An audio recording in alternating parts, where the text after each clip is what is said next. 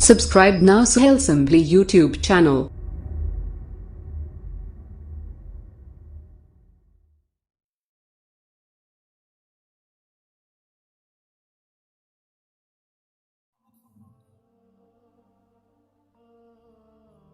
ایسے ہی اس صورت کے اندر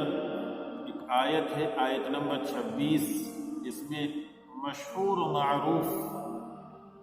آیت کا ایک جز ہے جو ہم سنتے رہتے ہیں، وَتُعِزُّ مَن تَشَاءُ وَتُذِلُّ مَن تَشَاءُ۔ اس آیت کی فضیلت بھی بہت اہمیت کی حامل ہے، چنانچہ روح المعانی کے اندر اس روایت کو حضرت معاذ بن جبل رضی اللہ تعالیٰ عنہ کے حوالے سے نقل کیا جاتا ہے۔ حضرت معاذ بن جبل رضی اللہ تعالیٰ عنہ فرماتے ہیں کہ میں نے اللہ کے رسول علیہ السلام سے شکایت کی کہ میرے اوپر قرض بہت زیادہ ہے، اس کی ادائیگی کی کوئی سبیل نہیں نکل رہی، ادائیگی کے لیے کوئی راہ ہموار نہیں ہو رہی۔ آپ صلی اللہ علیہ وسلم نے اس موقع پر مجھے ایک دعا تلقین فرمائی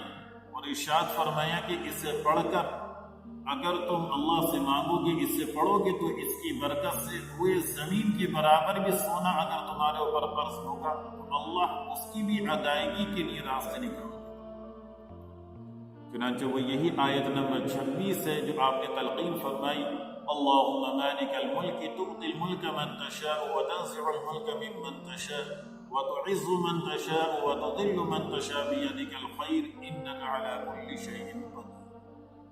بعض روایات کے اندر اس کے آگے کی بھی آیت ہے، آیت نمبر 27، تو چاہیں تو ایک ہی آیت تلاوت کر سکتے ہیں اور چاہیں دو آیتیں تلاوت کریں، اور اس کے آگے چھوٹا سا جملہ اور ہے، رحمان الدنیا والآخرہ ورحیمہما تعطی منہما من تشاء وتمنع منہما من تشاء اقضی عنی دینی۔ ایک آیت پڑھ کر آیت نمبر 26 سورہ آل عمران کی، سورہ آل عمران کی آیت نمبر 26 اور 27 دونوں تلاوت کر کے آپ اس جملے کو پڑھیں گے، رحمان الدنیا والآخرہ ورحیمہما تعطی منہما من تشاء وتمنع منہما من تشاء اقضی عنی دینی۔ اللہ کے رسول علیہ السلام کا ارشاد ہے کہ اگر وہ زمین یعنی پوری زمین کے برابر بھی قرض تمہارے ذمہ سونا ہوگا، اللہ اس کی بھی ادائیگی کے لیے راستے نکال دے۔ ان حضرات سے درخواست ہے کہ جو مقروض ہیں، پریشان حال ہیں، تنگیوں اور عسرتوں میں زندگیاں بسر کر رہے ہیں، کہ کثرت کے ساتھ اس آیت کی تلاوت۔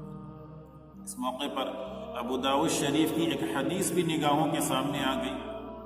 جس میں اللہ کے رسول علیہ السلام نے ایک صحابی کو ایک دعا بھی تلقین فرمائی کہ اگر صبح شام تم اس دعا کی کثرت رکھو گے تو اللہ تعالیٰ اس کی برکت سے تمہاری مصیبتوں سے بھی حفاظت فرمائے گا،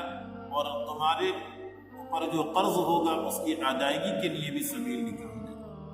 اللہم انی اعوذ بک من الہم والحزن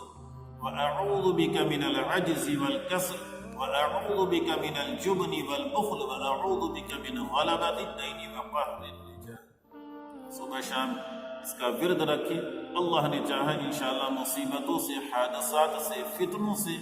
اور قرض کی لیے جو مشکلات درپیش ہیں، ان تمام چیزوں سے آپ